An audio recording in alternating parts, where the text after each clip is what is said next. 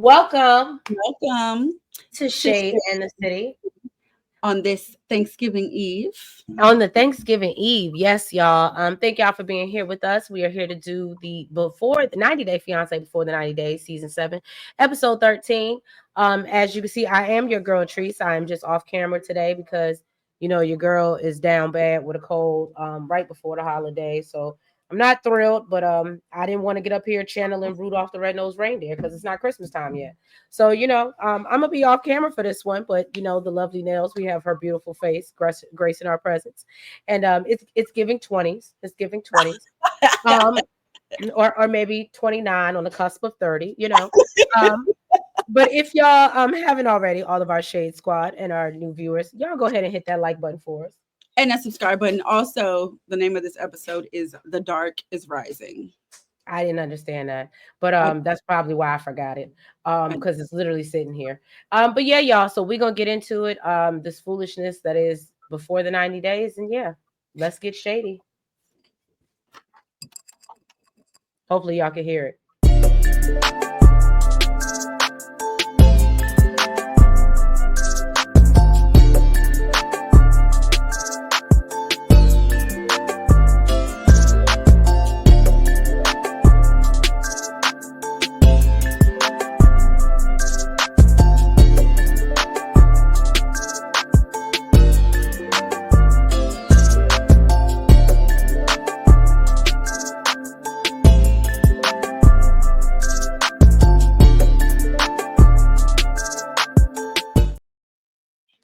All right, y'all.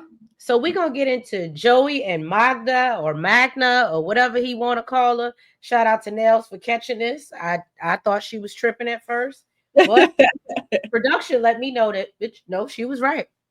So Joe says he feels very comfortable with Magda, although this is their first meeting. They do look very comfortable with each other. And that's how I feel like it's supposed to be. Like I said, I've done the long distance thing before, y'all. Never 90 Day Fiance where, I ain't going that deep, but I've done that. And it should absolutely feel comfortable when you first meet somebody, especially if you've been talking to them for months. but like, how comfortable though? Because I've done the long distance thing too, and I feel like the first time, like, you're not like super duper comfortable. Oh no, I was super comfortable. But that's because the people that I met were who they were. Again, everybody show they representative, but they were the person that I was talking to for months. Now I can't say the second or third visit it went like that, but the first visit is always good. So production act. Look, For me, it was good too, but I done had some Vanya moments, so I understand. Anyway, so production and not like that. Ain't nobody ever tell me they wasn't attracted to me. Let me just say that. I was about to say, who the hell fucking put you in the friend zone? Nobody. But production asked him if he actually knows what her name is because he keeps calling her Magna. And Magda says that he can call her whatever he wants because she loves him. And I I said, thought that girl, was kind of cute. that was kind of cute until you find out he actually smashes some girl named Magna. They get to their Airbnb and Magda lets him know that they'll be sleeping in separate rooms. I said, you better put your foot down, girl. Magda says they need more time and she needs to trust him. They go out to grab a drink and she takes him to the city center. He's pleasantly surprised at how much Poland has to offer because he didn't think much of it from the video calls he's had with her. He asked her if he really needs to sleep in a different room and tries to use the excuse of, there not being any AC and they should cuddle so they can be cooler. I thought that was cute. See, Joey would have been in my room. Get in my bed. That annoyed me. I wouldn't. I'd be like, go and get it. Yeah, let's lay together. So Magda is sticking to her decision. Joe says that he'll respect it, but he thinks it's weird that they're not sharing a room, but she wants to talk about marriage and kids before knowing if they even have physical chemistry. And Joey, I'm gonna tell you, or Joe, it gives the vibe that you just want to tap that, and this is a vacation for you. Now, they wake up the next morning. He said it was lonely waking up without her next to him. And, it feels like a roommate situation. Magda says she doesn't want to have sex until he proposes. So now he's questioning, like, whether they'll be sexually compatible. And she wants to know if that all if that's all that matters to him, basically. He says it's making him question whether she just wants to come to America. And Magda explains when she gets older, or when he gets older, and his what's the word they Love use? blow. Nails' word is love below. What is their word? It's not. It's not Penis. penis. When his penis stops working, um, that he needs to be in love with her. And I said, well, that's true because You yeah, know he what? It was given, well, I'm still gonna be here. I'm still gonna love you when you 60 and your thing don't work. So I'm gonna need the same thing. and then So it needs to be more than about sex. right. And she says that, she feels like he really broke her trust when he slept with that other girl, and that's why she's taking it slow. And so they go pretzel making, which I thought was super cute, but it's called something else over there. I ain't get the real name, like the I real ain't- real. Look, he messed it up, and I ain't want to mess it up like he did. Oh, excuse me, y'all. So Bless thank you. See, I told y'all that's why I'm not on camera. So Joe keeps making sexual jokes during the whole experience. He makes a heart-shaped pretzel, which Magda likes, and she says she appreciates the fact that he can be romantic at you. He times. tasted it after it fell on the floor. Yeah. They go for a vodka tasting, and Magda She's wants to look. I'm sounding like Joey, right? yeah, you are. Magda wants to bring up him sleeping with this girl. Joe tries to say he didn't realize they were together. And Magda was like, I even went and put a ring on my finger so I Give wouldn't it be a warning. approached. And Joe thinks this is strange, especially without consulting him. And they had never met. And I'm kind of with him on this one. That is a little deep. And I think I told y'all last episode, I think she falls too fast. I think she's a great person, but from what we know about her, but I do think she falls way too hard and way too fast because ain't Give no it a way. little piece. She Oh, keep on calling. we'll try to say it right now. I'm sick. So she wants to know what month he slept with this girl. She thinks they have been together since March. He said he had sex in the beginning of her April. I guess her birthday is maybe late April because he had sent her flowers. And Joe says that the girl meant nothing to him, but Magda is scared that he'll lie to her again and thinks it's weird that he doesn't remember when he last had sex.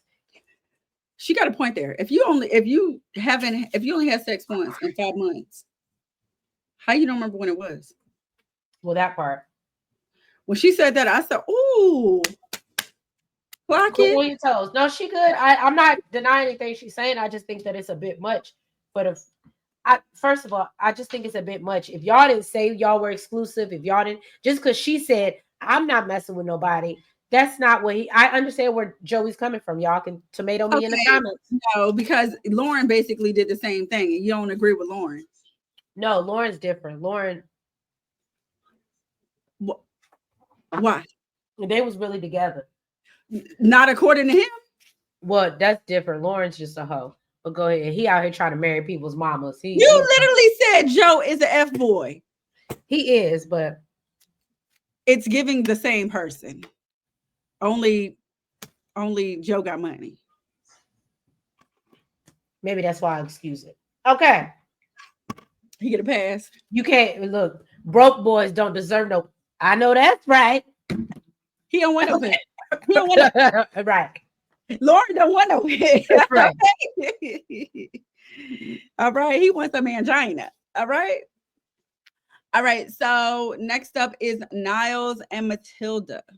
So Matilda lets Niles know that they got to go see Mr. Ark because he needs to ask permission for the knocking ceremony. So, Niles asks, he basically fills him in like, his parents won't be there and, ask him if he can take their place for the knocking ceremony. One part I did want to mention, Niles felt embarrassed, and I think he felt like Matilda should have said something because he reached out his hand to shake Mr. Ark's hand and realized Mr. Ark ain't got no hand.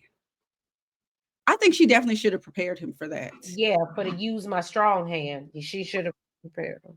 No, you didn't, Trace.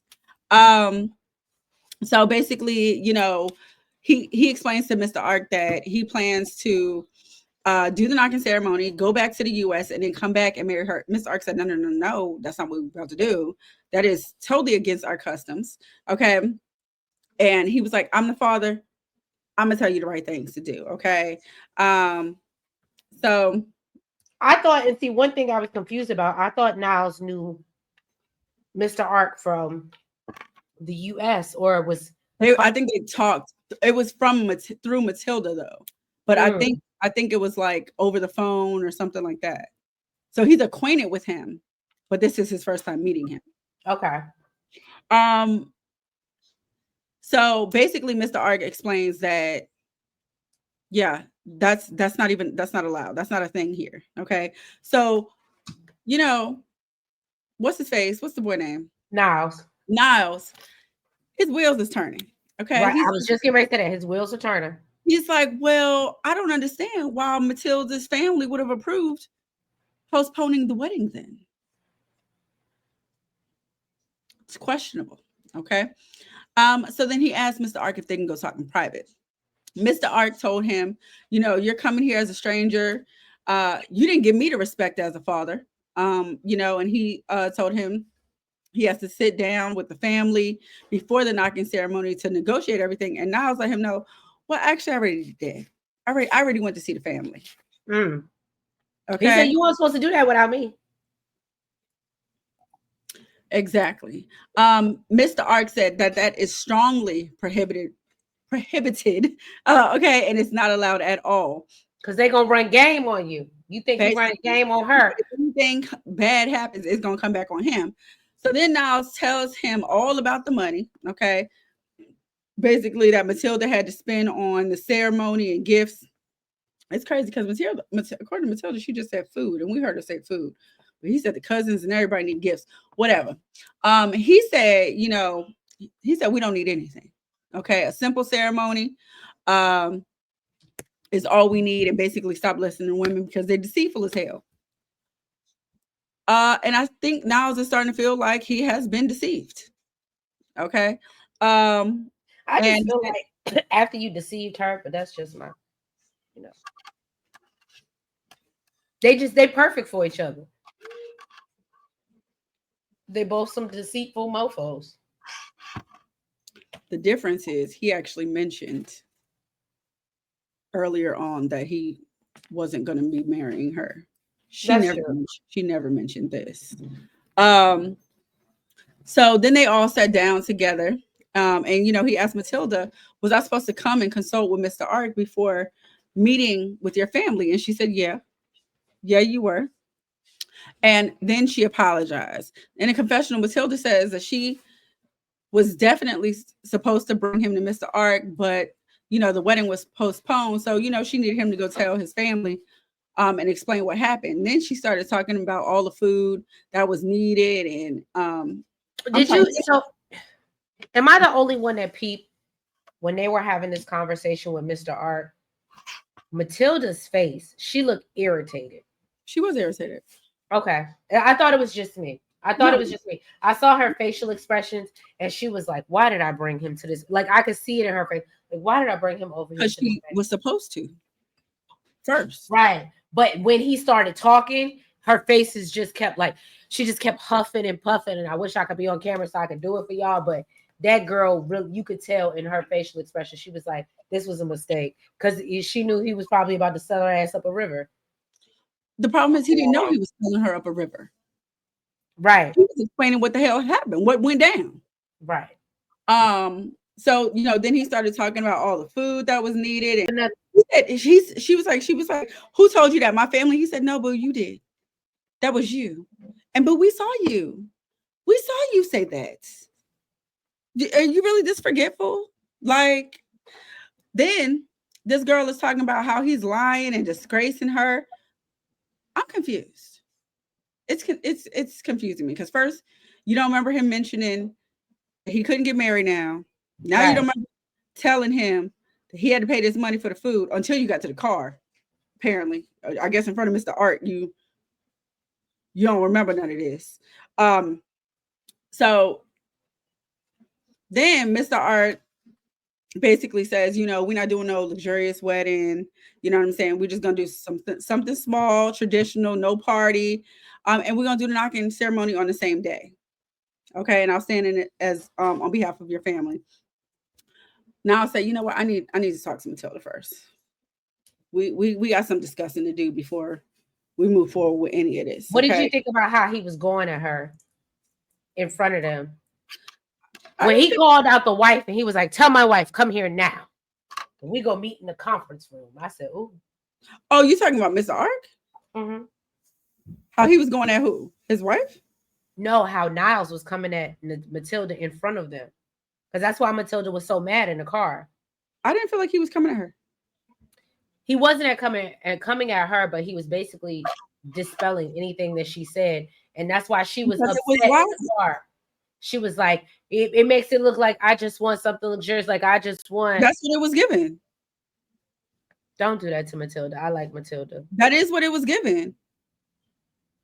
Mr. Ark is sitting here telling us that Okay. I'm going to do something simple. And you telling me, oh, my family got to come, my cousins, my friends, my mama's cousins, my mama's cousins' cousins, her cousins' friends, my brother's friends, everybody in their mama, everybody in the damn freaking village got to come. Well, let me just say this. Let me just say this. And I'm going to play advocate for Matilda. I'm with her on this one. You came over here, you broke my dreams of an actual wedding. So now you gonna give me something. No, you gonna give me something. No, this was her plan before he told her that they weren't getting married. She always planned to have all these people at her wedding. Okay. This was always her plan. Okay. Talking about some, we are supposed to be having something simple. Girl, were all these people there? Then in the car, she's talking about some, oh, you didn't tell me that you wanted, why didn't you tell me you wanted 30, 40, 50 people? He tried to. And you shut him down. That I do remember. I will say that. Exactly. I remember that. Exactly. Oh, I don't know what's going on, how she doesn't remember any of this. But again, it's giving selective. I'm sure she had that sidebar conversation with her sister. Just force him to do it, girl. Just force him. It's giving selective memory. Is really what it's giving. It is. But then she starts going in on him, talking about how he's crying over $200. She tried to make him feel like a brokey. You got it though. Niles don't gotta go sell plantains every day to make money. You got it? Don't do that. Don't do that to Matilda. What you're not about to do, oh, you crying over $200, you ain't got it. You ain't got it though. She said, I never asked you for anything. Don't start now. Get accustomed to that. You ain't my wife yet. And it's looking like it ain't gonna get there for real. That part. So then Niles, listen, Niles is getting flustered. He's getting frustrated. He even tries twitching and he even tries to take some of the blame. He's like, you know what? Maybe I forgot. You know, maybe I didn't hear properly. You know, I am autistic. You know what I'm saying? She's like, no, I told you clearly, you know, I'm trying to have this gathering for you with all my friends and family because you don't have any family here. He said, girl, I told you I'm autistic. I don't want that. What you think I would want a huge gathering? I said, well, clock it. Bookie, it's not for you. It's for her. Well, the only thing, what bothered me is the fact, see, Niles can take accountability for the fact that, you know what, maybe I could have been more clear. Right. You know what I'm saying? But she's up here talking about something. Oh, you're lying. Da da da da da. Why you didn't tell? Girl, all of this stuff happened. Right. No, you said you wanted the $200 for the food. You want all these people at this wedding. He told you he didn't want to. You shut that down. Like, so, but you also got to realize that now I'm looking at the family sideways because oh yeah, so is Mr. Art, and that's why Now said what he said. He said, well, then I'm wondering why the family would approve this. Right. Well, Y'all drop down in the comments. Let us know what y'all think about. And you see, she really didn't come at him nasty until it was about money. This whole time, she's had reasons to come at him. Right. Wedding, all of that. And I was like, yeah, she's handling this pretty well. And then she's like, oh, you crying over $200? She said, and that's not a lot of money. She did. Woo! I said, Matilda. This is the first time I've ever seen her come at him nasty. And it's over money. Well, now let's get into the Vanja, and I'm gonna actually give him some respect on this one. And y'all might not even like that. But I'm gonna give Vanja and Bojo. I'm gonna put some respect on his name because you know what? I can appreciate a man being honest. You know what? And sometimes, ladies, we gotta accept a man when he is honest with you and tells you what the fuck it is. What they say when somebody tell you the first time, believe it. So Vanya is upset that she's learned Bojo has been playing in her face. Bojo's friends are asking him if he could just try as like a courtesy since Vanya flew all the way over there. And Bojo said he just isn't feeling her and he's not trying to he said, I ain't feeling it. When he said that, I said, oh, yeah, boo, go home. Go home. Yeah, he's not feeling you. So Bojo leaves and notices Vanya still sitting outside. This is how I knew she still wanted him. He tries to go talk to her, but she isn't interested in hearing anything he has to say. But she keeps looking back for him to chase after her. Mm-hmm. I say, girl, I'm not gonna hold you. That was something I would do. You now say I know. Be like, don't come after me. Oh my God, can you believe he didn't come after me, Nails? So Bojo apologizes and lets her know that when she's ready to talk, let him know and tells her, if not, God bless. Godspeed. You know what I mean? And Bojo says that it wasn't the same in person. He feels bad for hurting her, but she deserves better. I said, I mean, he did play in her face, but I ain't mad at him. He admits that the only reason why I feel like he didn't play in her face is because, well, I mean, with some things he did, with like the I love yous and exactly. But I can appreciate the fact that he could admit that over the phone there was something. It just wasn't the same when I saw you in person. But that whole making it seem like, oh, I was just bringing you here to show you a good time, and that's playing in your face. Right. And he admits that maybe he's not ready for a relationship. He doesn't know if he'll ever forgive himself for, hurting her. So then Vanya wakes up to a voicemail from Bojo who asks her to meet him for lunch. She doesn't really want to, but admits that she wants answers. And you were hoping that you was going to get back. Because I'm going to tell you, that wouldn't have been nothing you could say to me. So Bojo is sad that the feelings are mutual, but he's hopeful they can remain friends. Vanya tells him that she's still confused and wants to know what the purpose of the trip was. If it wasn't to pursue a relationship, Bojo said that he wanted her to come to Croatia and get to know each other and have a good time. And Vanya brings up how he was sending her messages telling her he loved her. And he denies that only for Vanya to pull out her phone in their confessional and shows him the messages, which he just laughs at. Which I was like, oh, wow. And he was like, yeah, I did that and did. So this is why I was like, Bojo, you losing me because I'm here for you with being completely honest. So Vanya asked if he ever had plans to date her. And Bojo said he did expect their chemistry to be, better than what it was, but it wasn't there. And he says that he got scared that he couldn't keep up with her as far as her emotional feelings and things like that because she wanted to kiss and hug and he just wasn't there yet. Vanya tells him and it's an excuse because he's been closed off since day one and he still offering like I still want to be friends and Vanya isn't interested in that and questions his true intentions from the start and she's ready to pack her bags and go home, y'all.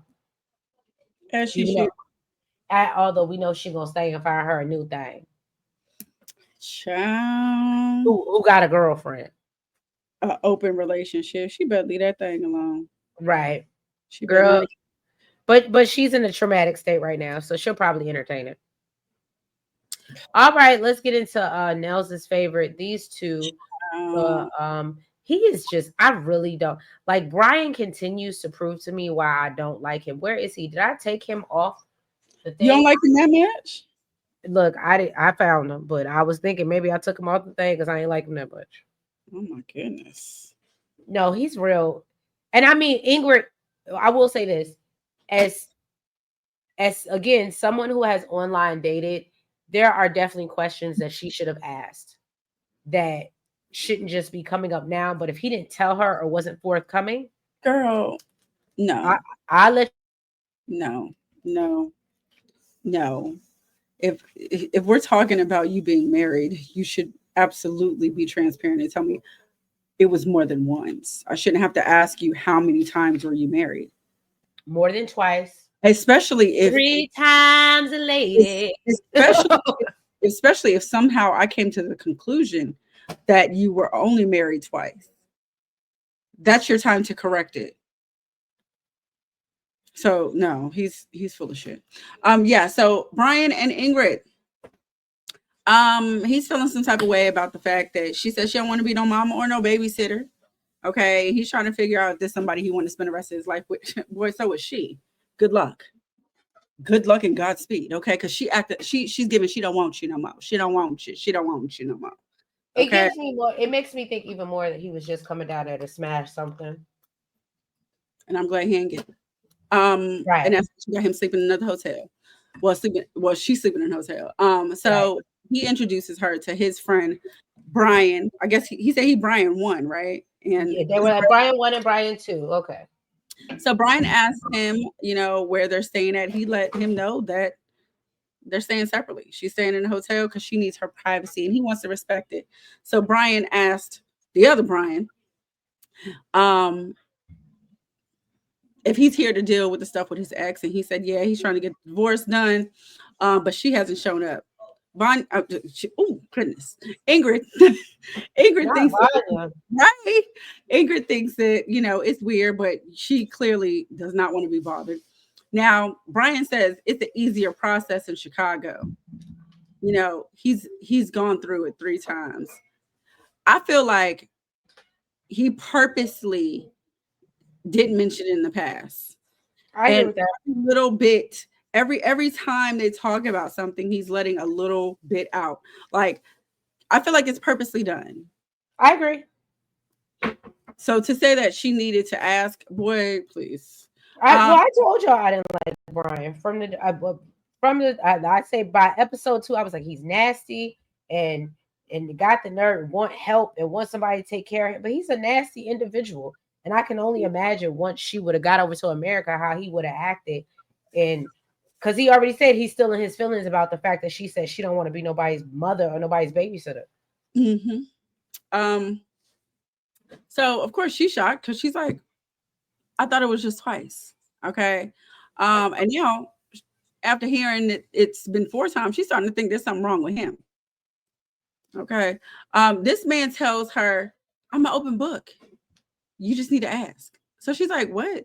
Oh, now I have to ask? Um, then the other Brian, he really just sitting there like, I'm gonna just drink my wine and mind my business. He said, this ain't got nothing to do with me. I done started some mess and I'm gonna just watch this unfold. So then she asked him if he lied to the other women about his age, and he said no. They knew I was 50.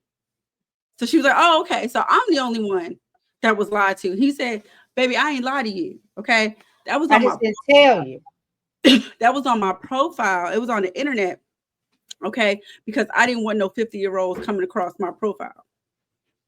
So I just didn't correct it. Now that was wrong. All of That it. was misleading. Saying I only got 2 wives is misleading. Oh, I agree. 2 wives. So basically she goes into how that's not the original story that he gave.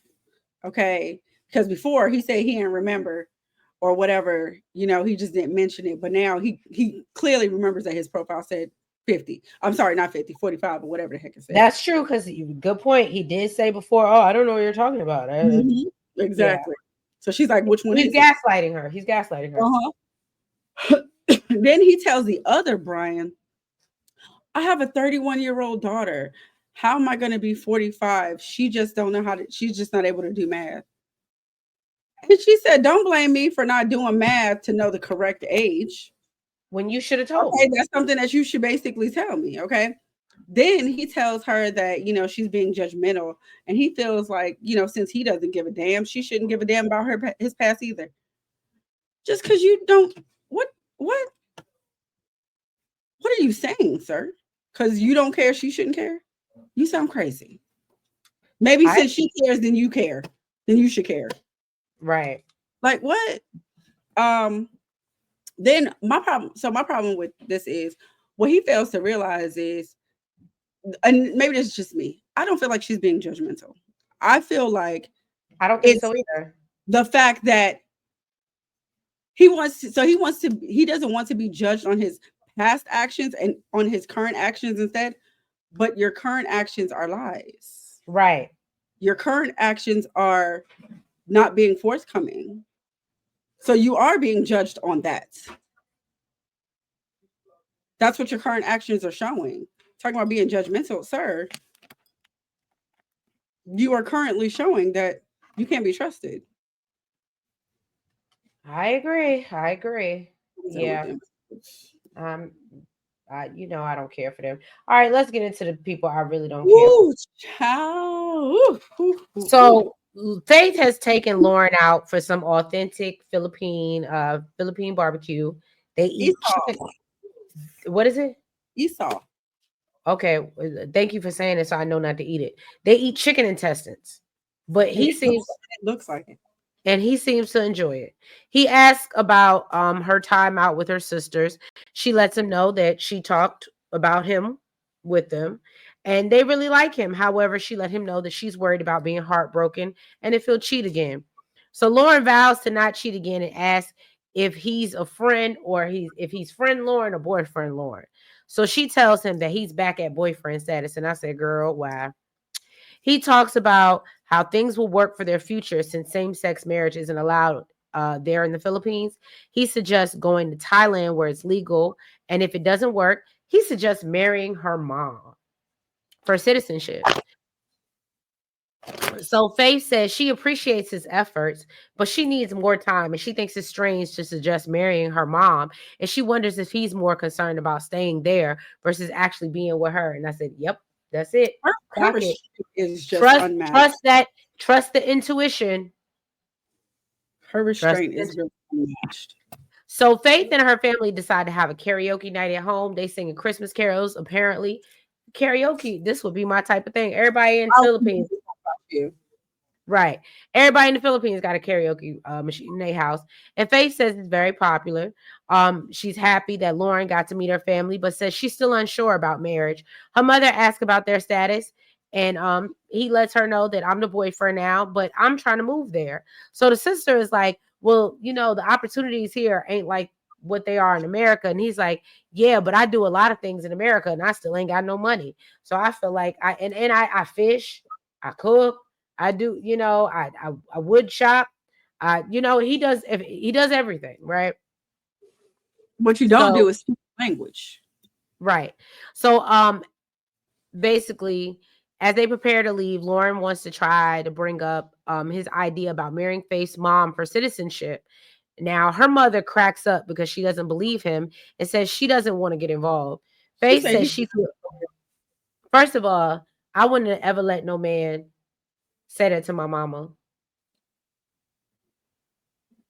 I would never, never, ever, ever, ever, ever, ever, ever. Ever. Right. Um, So Faye says she feels pressured by him pushing her to make plans, and she's ashamed that she even allowed Lauren to approach her family with this crazy ass idea. And she thinks that they're gonna look at her and be like, they ain't got no good goddamn sense. So Lauren says that he loves Faith and he wants to stay in the Philippines, but he doesn't know how that can happen if she doesn't want to get married. So I'm with Faith. He just wants to stay in the Philippines. Well, we know that he can make $40 last for 2 weeks. And it looked like he looking for the hoe. He is. I'm sorry, I do listen to sexy radio. Right. Next up is Sunny and Veah. All right. So we picked up where we left off was Sonny ain't want nothing to do with this broad. Okay. He said, you got him. He said, listen, leave me alone. Rory's here to help you. He got you, boo. Okay. He said if she can't let him go, then he is done with her. Tried to tell Sonny. Oh, then she tried to tell Sonny that, you're letting Rory ruin our relationship. I'm so glad this man saw the light and said, no, boo. No, you're doing that. That's ruining our relationship. He Okay. said, do you, boo boo, do you? He said the only way to solve this right here is to tell that man to go home. He said, I don't want to deal with this. Okay. Then, of course, the waterworks started. She tried. But when she saw that they wasn't working, she told Sonny that she does choose him. Then they walked off into the sunset. I don't know if she went and told Rory, get your ass on the next thing out of here. But apparently her and Sonny's fine now. Until they ain't. Well, y'all. Right, until they ain't. Well, y'all, thank y'all so much for tuning in on this Thanksgiving Eve to the before the 90 days of 90 Day Fiancé or whatever it is. Season 7, episode 13. If y'all haven't already, please make sure y'all hit that like button. Make sure you comment. Make sure you subscribe. And hit the notification bell. And make sure you're following us on all the platforms, the BlueSky, the IG, the Facebook, and the TikTok. Boom. Ow. And yeah, y'all, we want to wish y'all a happy Thanksgiving. Make sure you love on your friends, family, loved ones, anybody that's important to you. We are thankful for the Shade Squad. We are thankful for all of our views, even if y'all not a part of the Shade Squad. But you know what would show us the love is if you subscribe. But anyway, because that's free 99. And we're thankful for that. Yes, but anyway, y'all, we will catch y'all. Have a happy Thanksgiving, and we will catch y'all soon, sometime this weekend, because we got stuff to do. We got to clock in, to the YouTube and get the check. But anyway, we love y'all. Have a great Thanksgiving. Bye-bye. Good night.